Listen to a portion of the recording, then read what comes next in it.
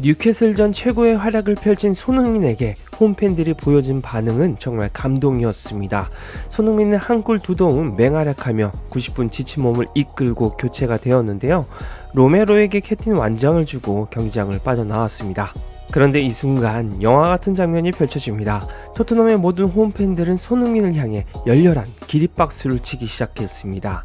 지난 5경기 1무 4패라는 재앙같은 수렁에서 토트넘을 구해준 영웅 손흥민에 대한 경의를 표하는 것 같았죠. 이번 시즌 진정한 일관성, 그 퍼즐의 마지막 조각은 토트넘을 응원하는 서포터즈였습니다. 엔지 감독은 첼시전에 대해서 우리는 멸망했다라는 표현을 쓰기도 했습니다. 다른 어떤 팀도 첼시와의 경기에서 그렇게 초라한 스코어 라인을 기록한 후 박수갈채를 받는다는 것은 상상할 수도 없습니다.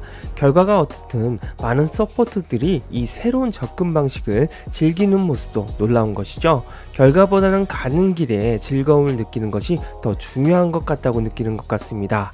그리고 그 결과를 이끌어준 손흥민에 대한 리스펙은 토트넘 팬들의 가슴을 끓게 만들었습니다. 이번 영상에서는 토트넘이 유럽 5대 리그 전체에서 1위를 차지한 재미있는 기록들과 함께 손흥민이 토트넘 축구에서 전무후무하며 앞으로 12월 전승을 이끌 수 있는 이유를 전해드리겠습니다. 토트넘이 유럽 5대 리그 전체에서 8개 부문 1위를 차지했습니다. 엔지 감독의 공격 축구가 어느 정도 통계로 증명이 돼버린 상태인데요. 과연 어떤 부분에서 1위를 했을까요? 일단 엔지의 축구 철학과 일맥상통하는 전진 패스 분야에서 토트넘은 1위를 차지했습니다. 토트넘의 전진 패스 성공 횟수는 무려 880회입니다. 이는 EPL의 아스날이나 리버풀, 심지어 맨시티보다도 많은 성공 횟수입니다. 그만큼 토트넘이 전개를 굉장히 공격적으로 해왔다는 의미도 되는데요. 토트넘 축구가 재밌는 이유가 바로 이 분야 1등이기 때문일 겁니다. 두 번째 1위 부문은 상대팀 박스 안으로 볼을 운반한 횟수 159회 1위입니다. 공격 축구의 가장 중요한 핵심 지표이죠. 아무리 점유율을 소유해봤자 볼이 상대팀 박스 안으로 들어가지 않으면 소용이 없습니다. 토트넘은 이 분야에서도 EPL 팀들인 아스날, 브라이튼, 맨시티, 리버풀을 제쳤습니다. 또한 박스 안에서 터치 횟수도 576회로 1위입니다.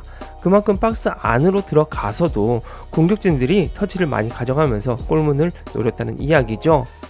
그래서인지 상대에게 블락당한 패스 횟수도 195회로 1위입니다. 많은 전진 패스를 가져가다 보니 어쩔 수 없는 결과이기도 합니다. 이런 지표만 살펴보면 엔지가 재밌는 축구를 보여주겠다는 약속을 확실히 지킨 셈입니다. 그러나 엔지의 축구가 첼시전과 같은 대형 사고를 낼 만한 지표에서도 1등을 하면서 지금의 현 사태가 이해가 되기도 합니다. 토트넘은 첼시전 이후로 많은 부상자와 징계자가 나왔죠. 일단 토트넘이 드리블 도중에 상대에게 태클을 당한 횟수에서 1위를 차지했습니다. 무려 170회의 태클을 당했는데요. 이만큼이나 상대팀들의 거친 수비를 당했다 보니 부상자가 그만큼 많이 쏟아질 수밖에 없었습니다.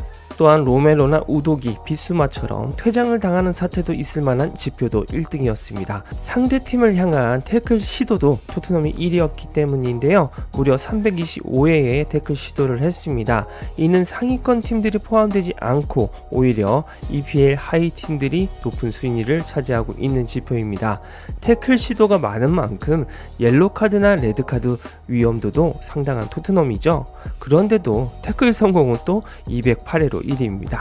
또한 최근에 수비적인 실수도 많았던 토트넘입니다. 때문에 수비 동작이 곧바로 슈팅으로 이어진 횟수도 13회로 1위를 차지하고 있습니다. 지금 말씀드린 지표만 살펴보시더라도 상당히 극단적인 축구를 하고 있는 토트넘이란 걸 아실 수 있을 겁니다.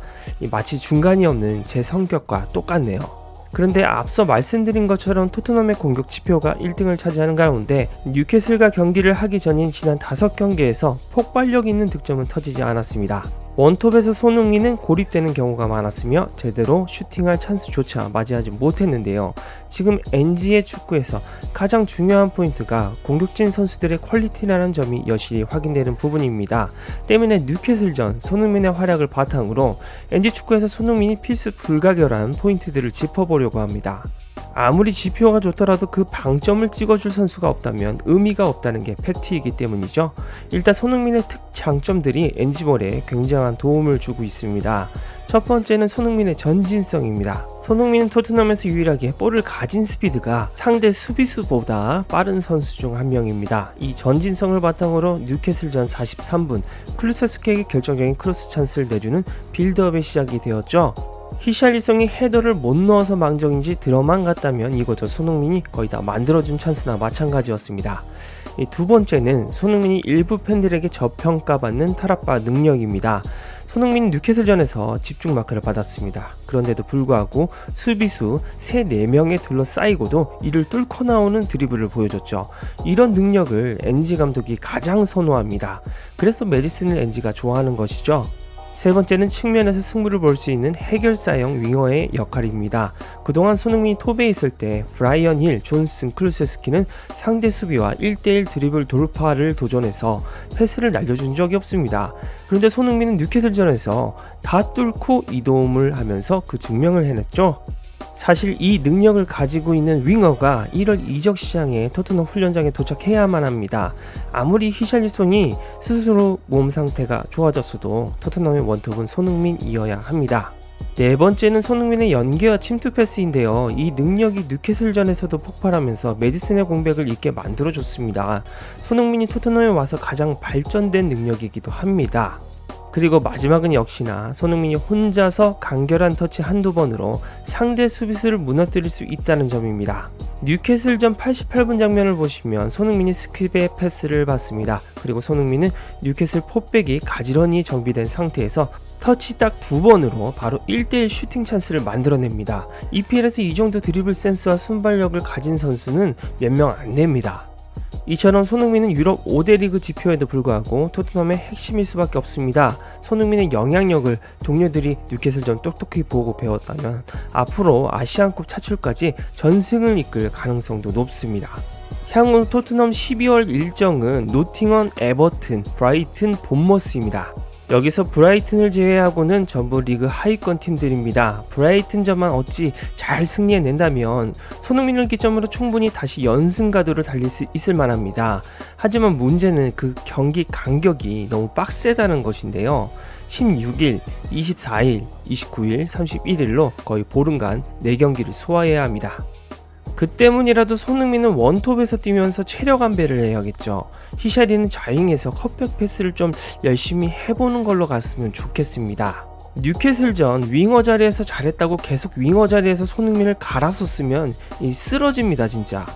여러분들은 유럽 5대 리그 지표와 손흥민 전승을 이끌 수 있는 능력들 재밌게 보셨나요?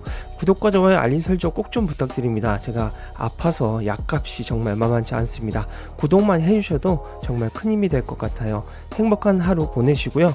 이상 축구용이었습니다.